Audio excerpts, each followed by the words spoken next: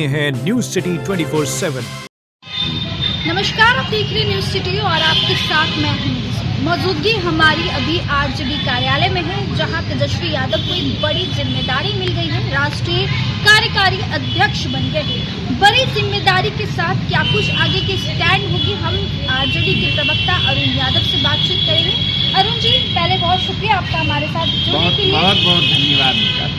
पहले तो ये बताइए कि तेजस्वी यादव को एक बड़ी जिम्मेदारी मिल गई है, राष्ट्रीय कार्यकारी अध्यक्ष बन गए हैं। क्या कुछ जिम्मेदारी अब वो निभाएंगे, क्या कुछ आप लोगों की आगे की स्टैंड रहेगी?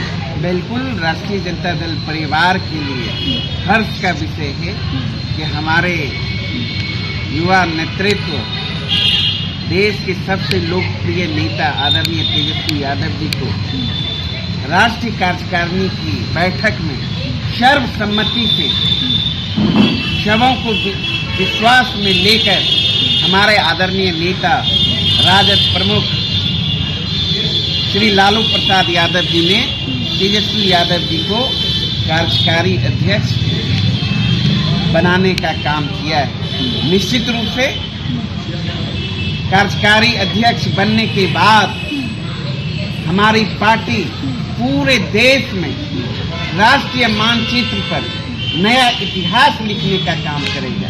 जन सरोकार के हर मुद्दों को तेजस्वी यादव जी के नेतृत्व में उठाने का काम करेगा।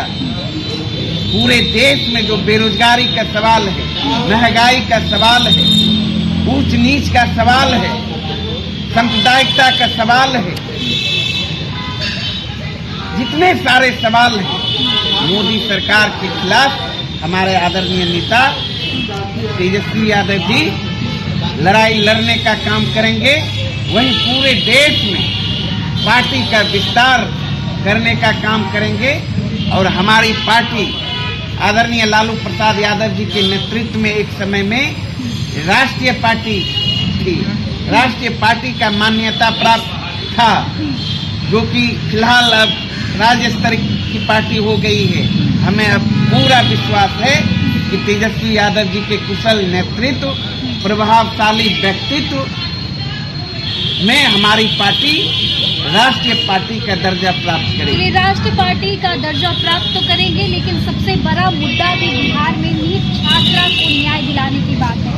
आज 22 से 23 दिन पूर्ण हो चुके हैं, अभी तक उसे न्याय नहीं मिला। तेजस्वी यादव हर जगह नदारत रहे जब से बिहार में विधानसभा चुनाव के नतीजे आए। क्या लग रहा है कि इस तरीके से अपने जितने भी स्टैंड है उसको क्लियर करेंगे तेजस्वी यादव? क्योंकि बिहार की जब बात होती है, जहानाबाद की बिटिया की बात होती है, तो तेजस्वी यादव कहीं नजर नहीं आते हैं। देखिए, आप लोग जो है ना, वो एनडीए वाला जो चश्मा लगाए हुए हैं ना, इसीलिए तेजस्वी यादव जी के गतिविधि को देख नहीं पाती।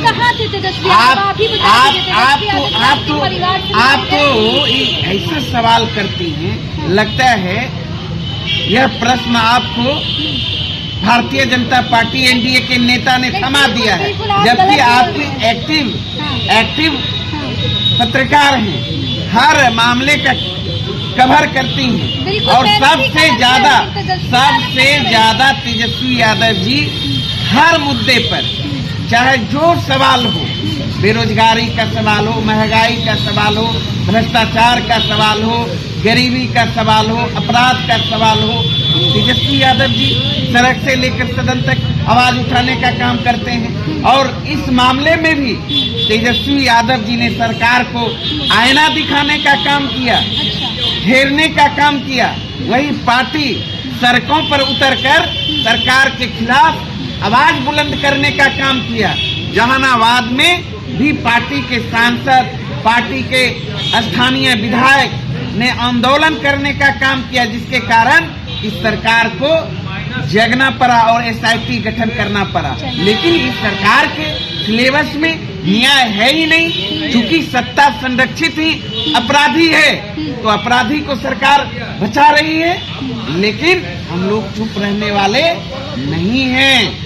न्याय जब तक मिल नहीं जाता, तब तक राष्ट्रीय जनता दल आवाज बुलंद करते रहेगा। चलिए, जब तक छात्रा को न्याय नहीं मिलता, राष्ट्रीय जनता दल अपनी आवाज को बुलंद करेंगे। ऐसे में आप बने रहे हमारे साथ। फिलहाल आप देख रहे थे न्यूज़ सिटी। बहुत बहुत शुक्रिया। रहे हैं न्यूज सिटी 24/7।